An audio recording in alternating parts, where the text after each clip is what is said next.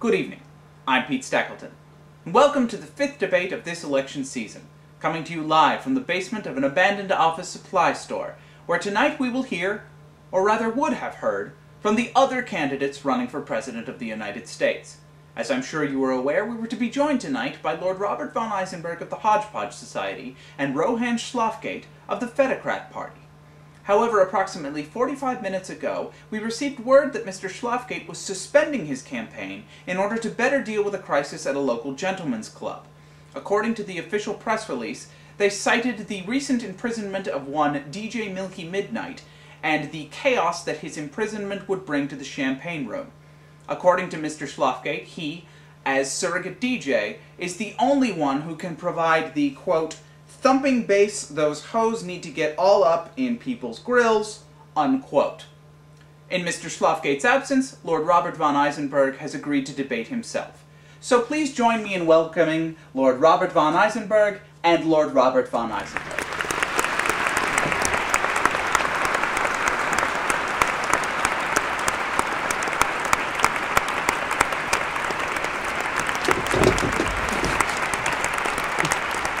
Thank you both for joining us here this evening. The topic of tonight's debate will be everything. You will each have 30 seconds to respond to a question and then 5 seconds for a rebuttal. The first question is obviously for both of you, but Lord Robert, let's start with you. With the United States involved in 16 separate foreign wars, a spiraling federal debt, and the recent collapse of nearly every lending institution, automobile maker, textile manufacturer, and trucking company, what new policies would you institute to save this country from total economic and physical destruction? Well, first of all, I would like to thank you, Pete, for moderating this event, and I would also like to thank the Independent Council on Presidential Debates for hosting this event and for finding the absolute perfect venue for it. And I would like to thank my opponent, Rohan Schlafgate, and I would like him to know that my hopes and best wishes are with him and his bevy of buxom, nubile, greased-up poll workers. You know, I remember when I was a boy, and I think my time is up. Lord Robert. I would also like to take the opportunity to thank you, Pete, for moderating tonight, but I would like to point something out here, and I feel that it is the fundamental difference between myself and myself. And that is the choice of venue I feel is an abject failure. The Independent Council on Presidential Debates is a farce. I mean, look around us. We've got stacks of chairs and loose wires, and the road signage here was positively abysmal. I had to ask for directions at a gas station. A gas station. Now, I feel that this is a failure of leadership that an Isenberg administration will not repeat. Okay. Lord Robert, your rebuttal. That is an unfair attack right there. An unfair attack on the signage. A failure to lead is a failure indeed. All right. Okay. Moving on to the next question. Lord Robert, according to the tax plan that you've posted on your website, you favor giving enormous tax breaks to the ultra-rich. Those making $600 billion a year or more would have their taxes lowered to a point that's so low where the government would actually be paying them to make money.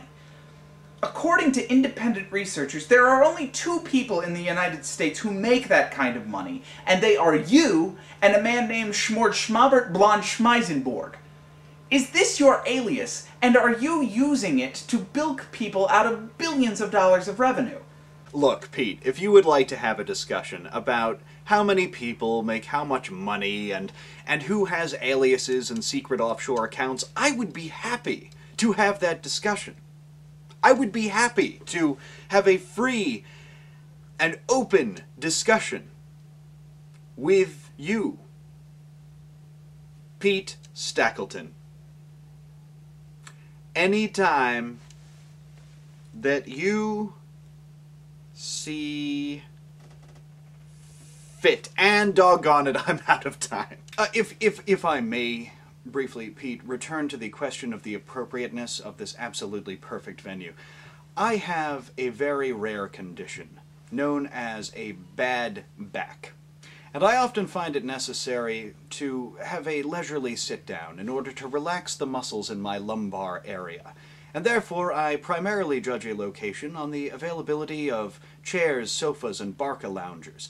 So when my opponent criticizes the presence of posterior receptacles, it's almost as if he's calling heaven a crap hole. If you're sitting around, you're looking like a clown. I will not hesitate to kill you! And am I the only one that thinks this format is f***ing ridiculous? Okay, let's try something easier. Lord Robert, how do you prefer to get your news? From the print media or the internet? Pete, I know that this is a debate, but I am not going to be dragged into answering gotcha questions. I'm just not going to do it.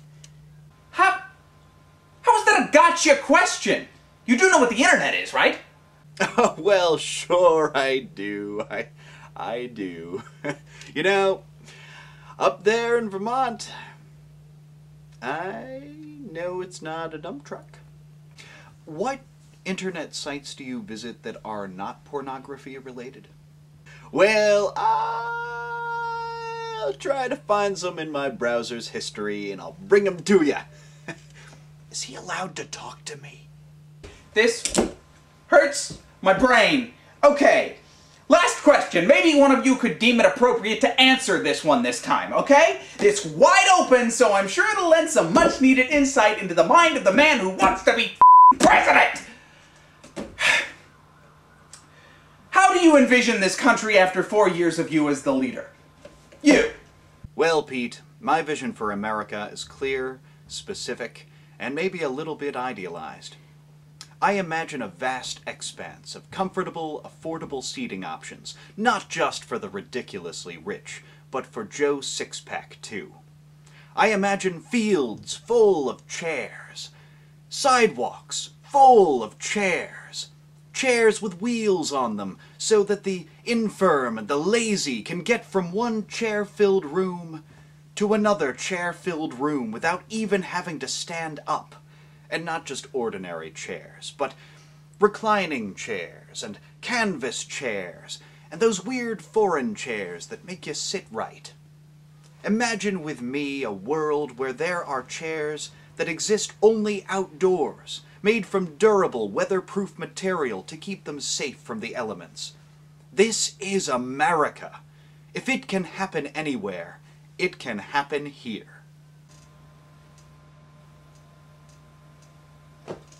Okay, look everybody.